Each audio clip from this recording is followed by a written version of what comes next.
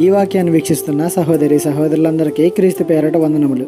ఈరోజు వాక్యం ద్వారా దేవుడు మనతో చెప్తున్న మాట, దేవోక్తి లేని ఎడల జనులు కట్టలేక తిరుగుదురు. సామెతల గ్రంథము 29:18. నిజమే కదా. తప్పు మార్గం ఏదో సరైన మార్గం ఏదో తెలిస్తేనే కదా మనిషి మంచివాడిగా నీతిపరుడిగా మార్చబడేది. ఏ ఆజ్ఞ లేకుండా ఉంటే మనిషి తనకు నచ్చినట్టు తిరుగుతాడు, తనకు నచ్చినట్టు చేసుకుంటాడు. ఎలా ఉంటే పాపంలో మగ్గిపోవడం తథ్యం. అయితే ఆజ్ఞ ఉంటే తెలుస్తుంది మనకి ఎలా జీవించాలి, ఎలా జీవించకూడదు అని.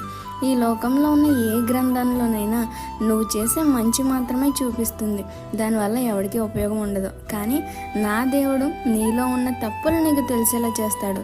తద్వారా వాటిని నువ్వు విడిచిపెట్టి మరెన్నడూ దానిని చేయకుండా జాగ్రత్త పడతావు. నిన్ను నిజమైన మంచి వ్యక్తిగా నిలబెడుతుంది. నిన్ను పడేయాలని చూసినా నువ్వు పడవు.